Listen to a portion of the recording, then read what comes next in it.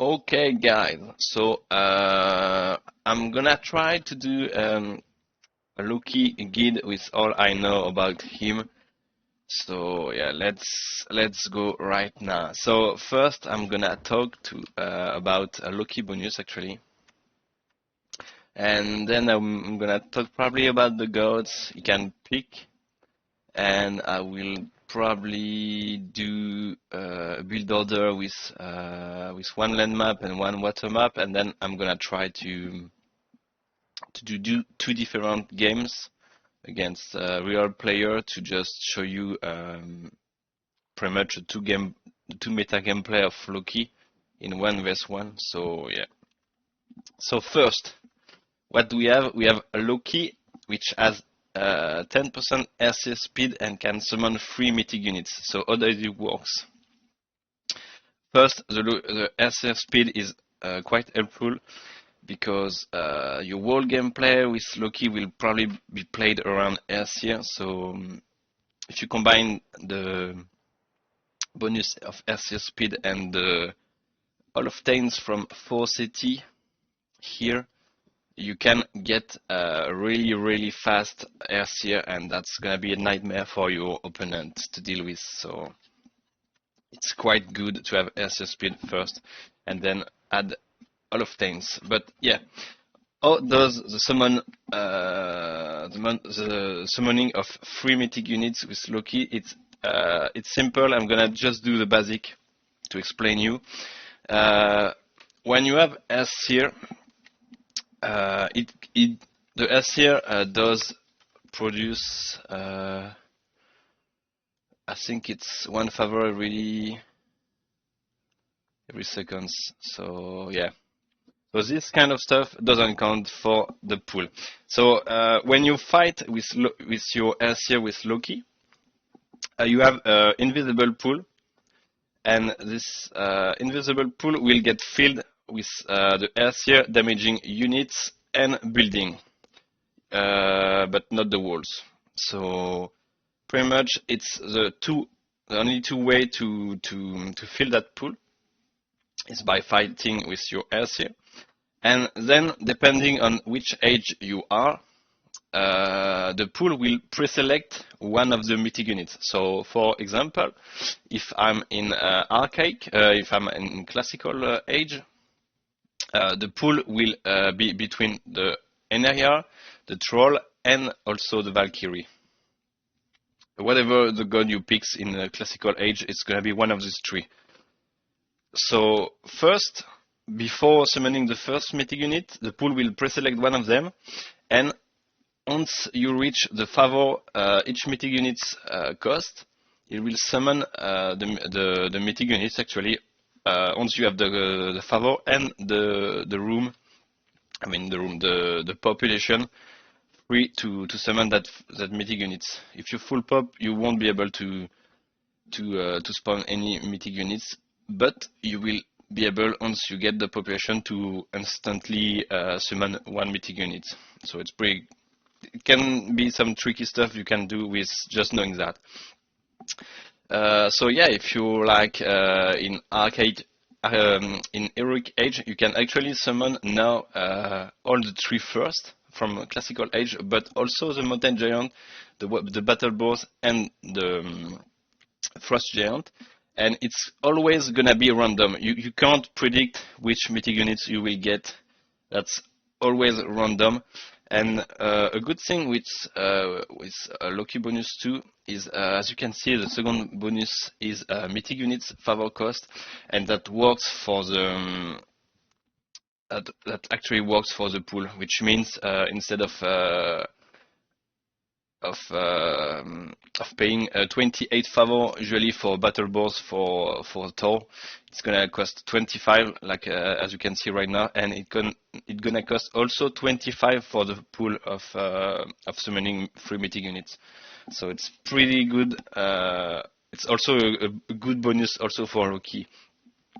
So yeah, and once your mythic age, you can summon pretty much all the units from the north mythic unit bestiary. So yeah, that's how it works, and you can only get those three mythic units by hitting building and units with your SCR, of course. And if you have the population at some point, one mythic unit will always spawn. So yeah, that's how it works pretty much. Then we get the Ox card. So there is actually two bonus and one cons. I don't know if cons is the best word, but yeah, pretty much you have a speed Ox card, which is gonna be quite helpful because I mean it's gonna be worse because most of the times when you select your villager and you send them somewhere else with your Ox card, at least the Ox card won't slow your villager. And that's the case when you're doing that with Odin and Thor. So usually with Odin and Thor, you want to send your villager on the resource, and then you wanna put the Ox card on all by himself, close to the resource, but not in the same group because it's gonna slow your villager. And with Loki, you don't have that problem anymore. So you have also 25% HP less, which means it's gonna be easier for your opponent to kill the Ox card. So yeah, usually you gotta pay attention to that because most of your opponent will probably just read the Ox card first.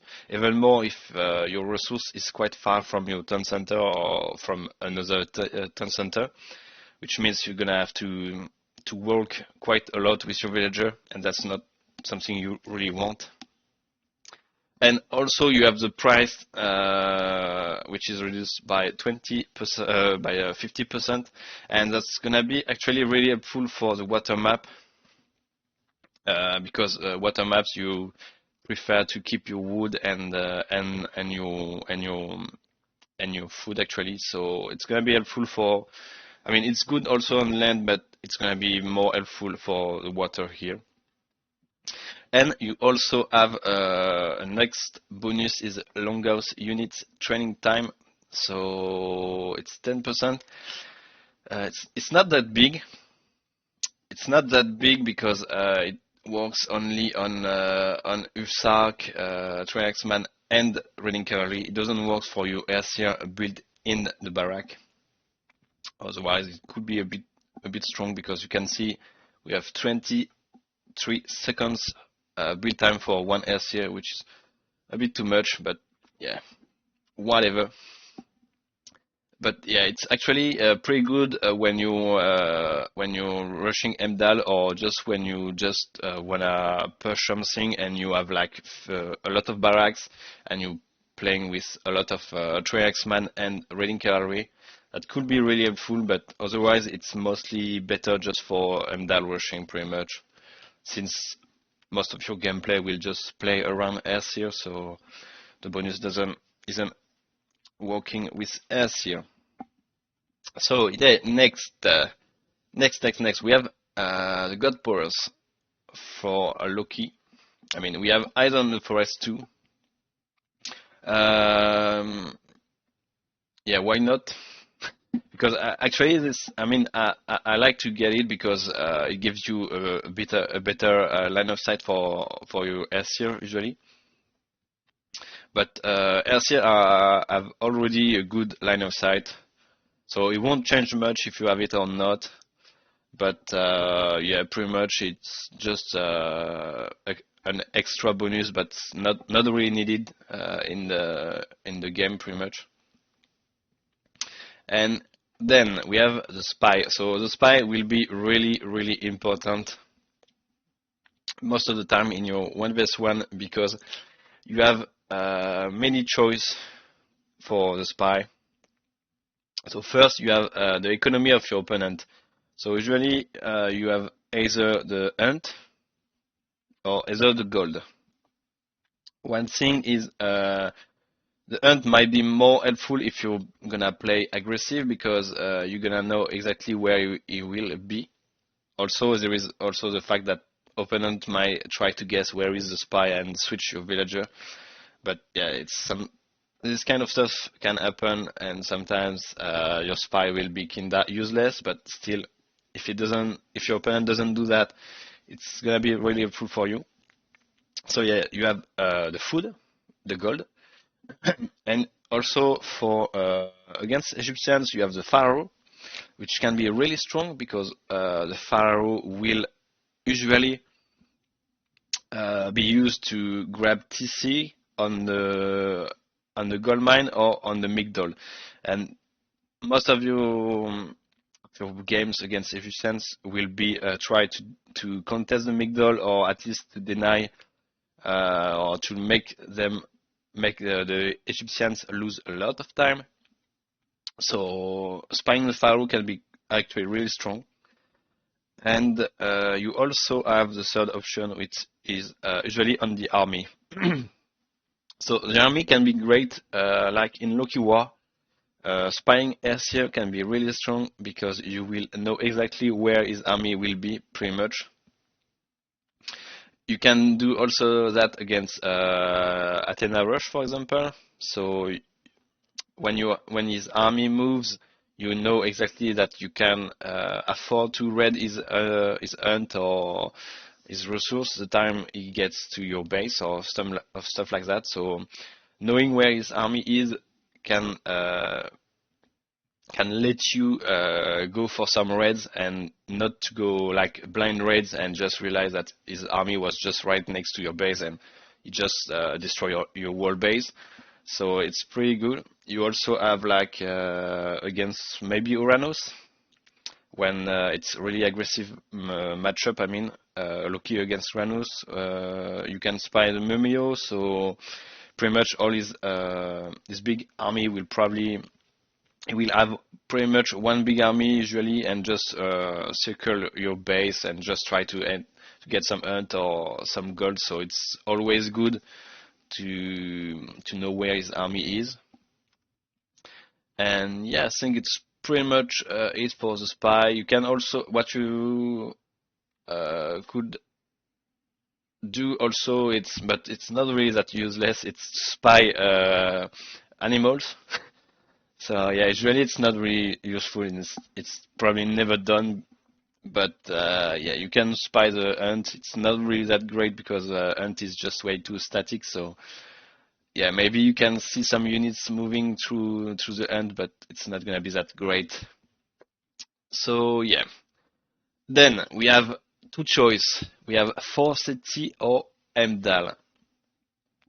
So first, Forseti will be literally a gameplay around your Aesir, just because of the Hall of Thanes, which gives one.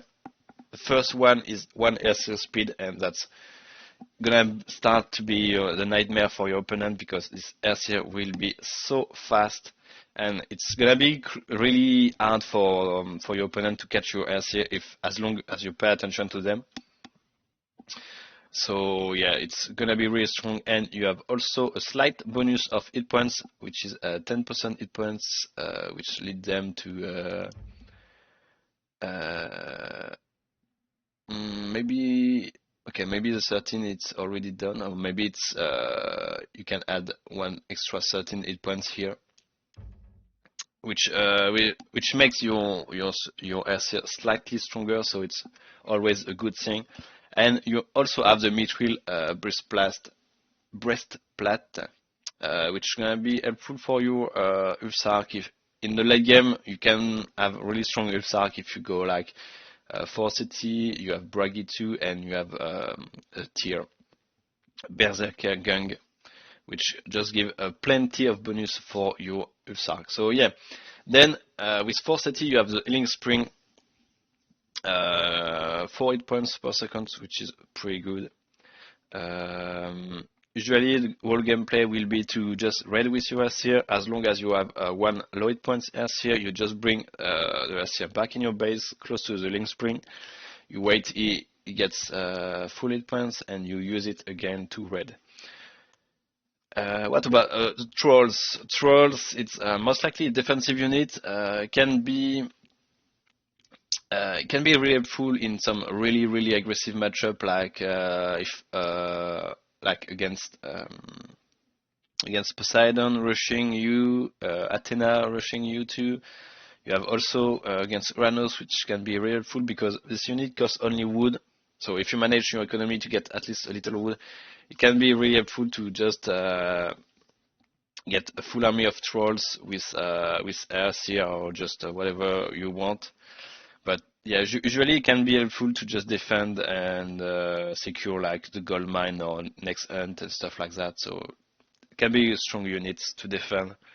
It's slow, so usually you never use it for the raids, of course. But yeah, it's okay defensive unit, and you can see he also has some life steal, but it's not that big. But it can be really strong against just human units actually. So then we have Emdal, which you get Undermine. So Undermine is a bit weird, a weird god power because you kinda never know how it will work pretty much. Because what you don't know is the Undermine works in some kind of line. If you see the god power of the Great Flood from Chinese, the Undermine kinda works like that, but it's focus, which means pretty much if you have like one tower here and you have one tower here, usually the Undermine should be able to go in a straight line and destroy all the towers, the walls, and stuff like that between them. But usually people just tend to just Undermine right on the tower. It's actually what I do. And if you're lucky, the Undermine will just go on the next tower if it's close, or on the next wall if it's really close. But usually it's gonna be just used on one tower or just on one Migdol or one Town Center actually, to just do some extra damage. But usually Undermine is pretty good just to do a really strong pressure with the Rush Emdal, of course. So usually you clean one tower and you just try to clean another one, and usually he has one side of his opponent have one side of his base pretty much exposed, and it's at this point where you can maybe just a gold starve already, because the gold won't be protected by towers anymore. And if it's not in the TC range, you probably already won the game.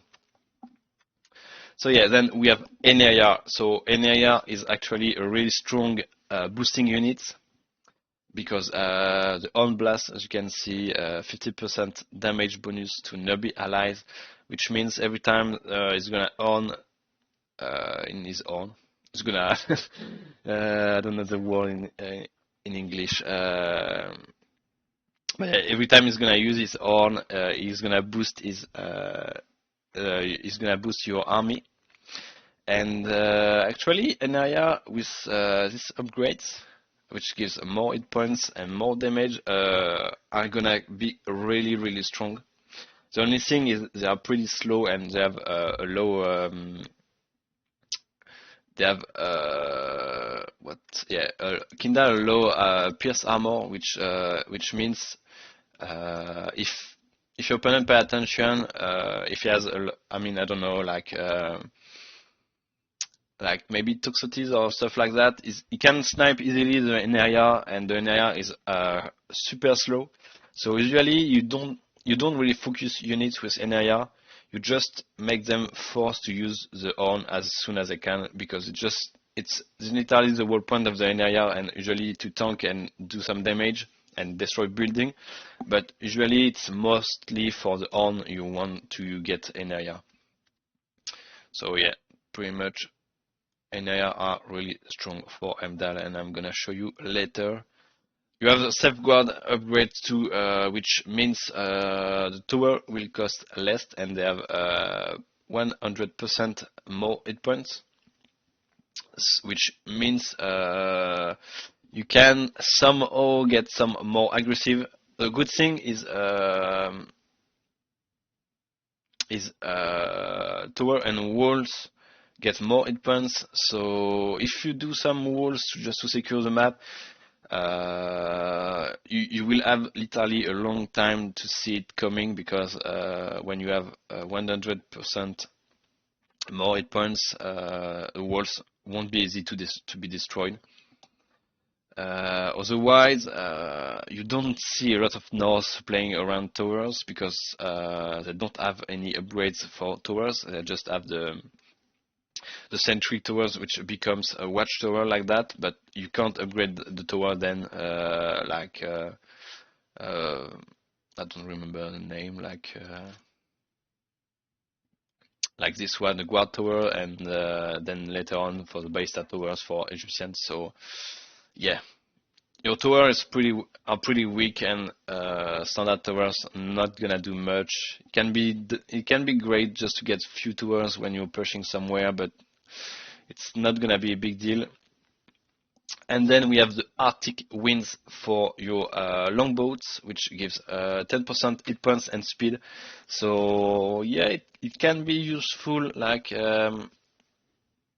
maybe if you wanna go just for maybe like a fake Emdal rush on Medit, and you actually play water. So the thing is, if you send your Enaria in your opponent base, he might think you're not playing the water.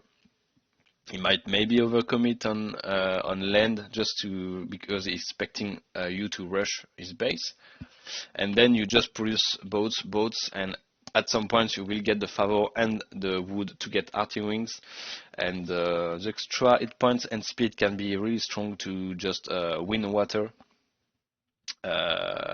because longboats are a bit slow, but with this 30% speed they just get I think slightly better than all the other boats, and with more hit points it's gonna be easier for you to just win the fight. So yeah, it's not that bad.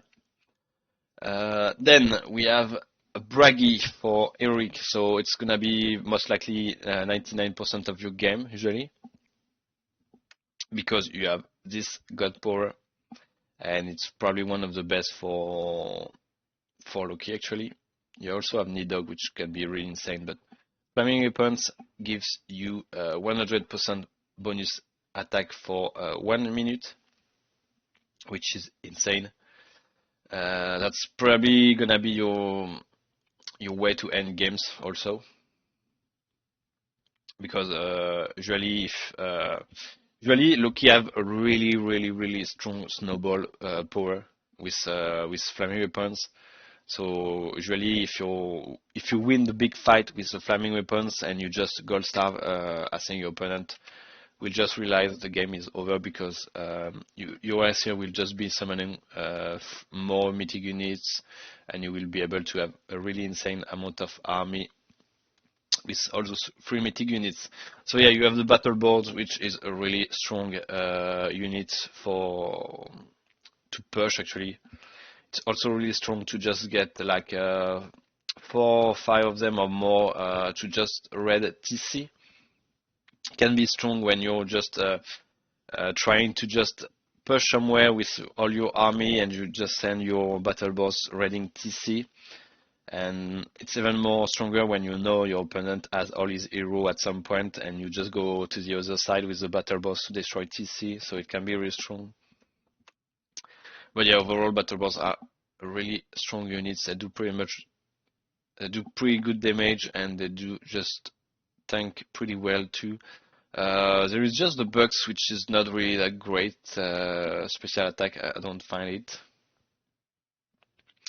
You can push units. I mean, if you use it pretty well, you can push units. Like if your opponent is running away, you can try to surround his units and get the bugs to push units back to you. But yeah, it's not the best special mythic unit attack, pretty much.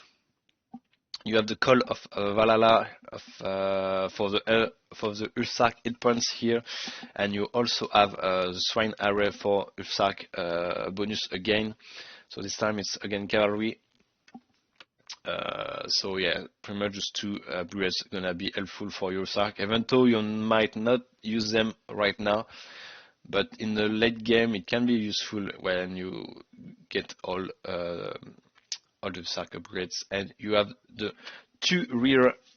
what's the name? Turizaz rune, which gives, actually it's 20, what? It's 12%. That's weird. That's a really weird number. But yeah, why not? 12% mid unit speed. It's a really strong upgrade actually, because your gameplay will play a lot around mythic units. So of course, if all your mythic units get extra speed, it's a good thing. It's gonna be even better in team game, like for example when you do that and you just mass Fenris Wolf Brood, which gets more speed in when they are in a pack of wolf, but extra more with that upgrade. So yeah, it's pretty strong. Then we have Norge. Norge pretty much maybe it's doable on water map pretty much, but otherwise I don't think it's something that you wanna do. You have also the opportunity to just really surprise your opponent by going Norge, but usually if your opponent just see Norge, usually it's not gonna be a good thing for you, because I think just gonna be released. You won't have to fight flaming weapons, and the Walking Wood are pretty great because they are really strong against building, like it say like here. But yeah, not a big fan of the upgrade. I mean, you can get like Kraken on water map, and also the Long Serpent for uh, for your longboats. But yeah, actually, I think I almost never did that upgrade. I think I mean, Norge is probably way better just for Odin actually, because maybe you can just add some Mountain Giant, and usually Loki doesn't have that much of food to produce Mountain Giant. But yeah, you have also Jarl upgrades to give more hit points, but usually Loki doesn't do Jarls because they have Aesir. You can go Jarls, like for example if your opponent is just Egyptian, and just go for full Axeman and stuff like that. So full Axeman and mythic units, so maybe Jarls can be really strong. But yeah, otherwise it's not. I wouldn't advise to go for Norge if you're new or stuff like that. So always go Braggy. Then we have L. We have L, which is probably my favorite god of all the gods in the game. So yeah, you have Nidog, which can be used in two-way pretty much, right in the fight, and right in the economy of your opponent, most likely the gold of your opponent. And since he flies, it's really strong because only Archer can reach him. And also he has splash damage, which means he's gonna hit more. He's gonna hit more than one unit when he's gonna throw his flames. So yeah, pretty strong god power to red. He has also on EE he does have extra hit points. So yeah, it's pretty hard to kill. It's a bit slow, but if I'm not wrong, I'm wondering if the Turiraz rune works on Nidog. I can't tell you that actually. I'm gonna check right after, and I'm gonna add that in the comment, I guess. Yeah. Then you have the Fire Giant, which is probably one of the best mythic units ever. Except if we count the fact that we have mummies, Medusa, and stuff like that, which can just kill instantly one mythic units. But otherwise, Fire Giant are really strong to support your army. It does really strong damage. It does really nice damage to everything actually, to mythic units, to human units, to building. It's really strong. Also, Health gives you the opportunity to make in a temple every giant. One thing is a mountain giant can be used like when you do some sneaky temple in the back of your opponent, and you just make some mountain giant in his back, and when you just push, you just release like 2 mountain giant on the TC of your opponent, and it's gonna surprise him most likely. Frost Giant can be actually helpful maybe against at this point of the game, maybe against Colossus.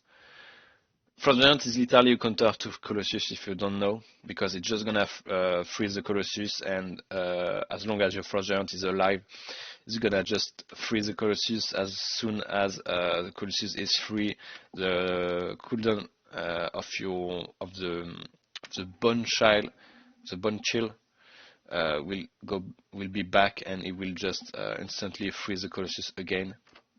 That's why this Frost Giant is a really strong unit too. And yeah, pretty much it's gonna be strong against strong units that you can really deal with. But usually, since you're Loki, you should have Airseer, and usually Airseer just shred mythic units. So usually you don't make Frost Giant in late game anyway. You just spam Fire Giant. You have the Rampage, which can be actually strong if somehow you just manage to lose all your population with your army or mythic units, and you will be able to just spam a lot of mythic units instantly. Of course, you will have to get the favor, but like if you get instantly 3 Fire Giant, it's gonna help you a lot. Just to, I mean, maybe just to defend or just to rebuild your longhouse, or just to rebuild your army. So it can be really helpful. And then we have the Granite Blood, which is actually really strong because it gives some extra 200 hit points for the whole package of giants, so Fire Giant, Frost Giant, and Mountain Giant. So you can see Mountain Giant with extra 200 hit points will be way harder to kill. But overall, it's I mean, it's not that cheap because it's still 600 wood, but it's really strong because usually in late game people struggle against mythic units from Loki. So yeah, since I think the Fire Giant has it's 800 hit points after the Granite Blood, so it's gonna be really hard to kill for your opponent to kill the Fire Giant. So that's why this bonus is really strong. And then we have Tyr with the Fimbul Winter. So usually this god power is will be most likely used as a combo like Flaming Weapons and Fimbul Winter to just prevent the kind of god power like the Ceasefire, like maybe Ancestor and Eclipse. But usually your opponent, if he's playing Isis, he can't really let you get Fimbul Winter for free like that. But yeah, usually it's strong to just do a really strong push like the combo with Flaming Weapons and the Wolf spawning together first, because Fimbul Winter lasts 20 seconds, as you can see, and which means it's gonna cover 20 seconds of your Flaming Weapons. So it's pretty great because in 20 seconds you can do a lot of damage even though your opponent has a Cease right after, and also the Wolf will just probably shred your opponent economy, so it's pretty strong combo. You have the Fenrir Wolf Brood, which is not actually I don't consider this unit really strong in 1v1 because it usually takes too much time to train them. I mean, too much time because you probably need a few temples to produce them correctly, and that takes a lot of pop in the end to just be really worse. But at some point, if you're already dominating the game, you can probably just spam them and just get for some really strong red on the gold and on the villager and stuff like that. But I think in the end you prefer to just, if you go for Tyr, you prefer to just spam battle balls because they're just gonna probably do more, will be more efficient than the wolf. You have also the German Elever, which is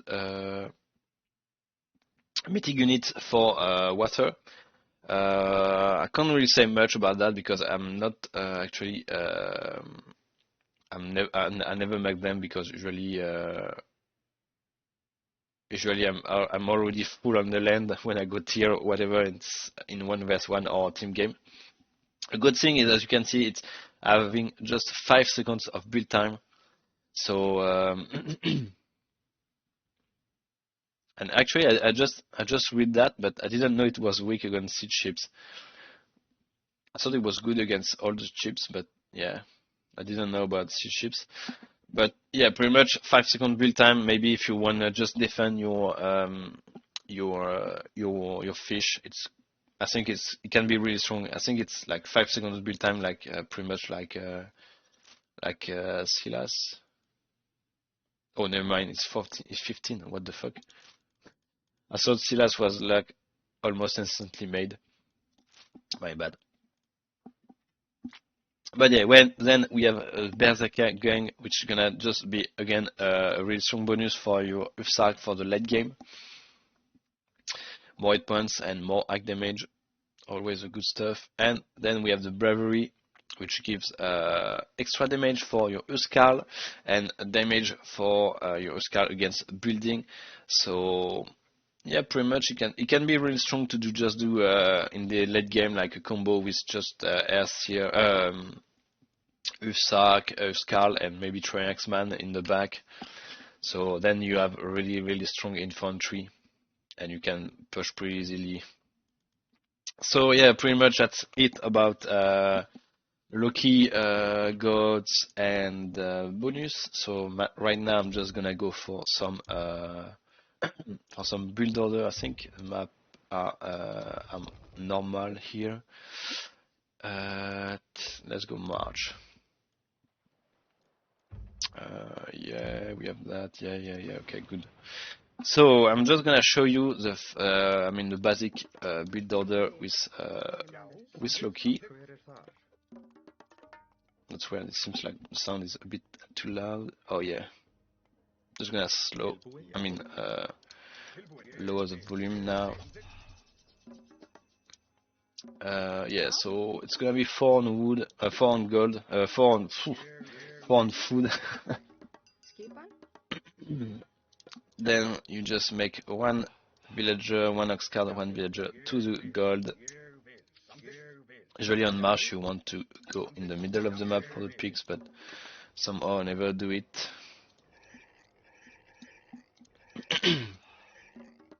I'm splitting my goats, my pigs already, but yeah.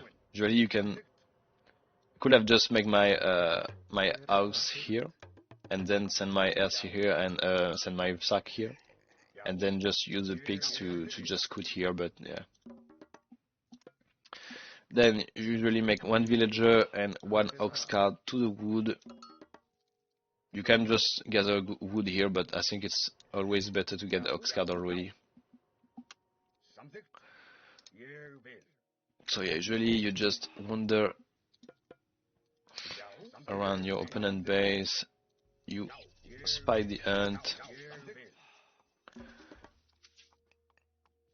So yeah, then you're making dwarf instantly as soon as you get the 70 gold. Of course, I forgot to tell you, but you get hunting dogs first.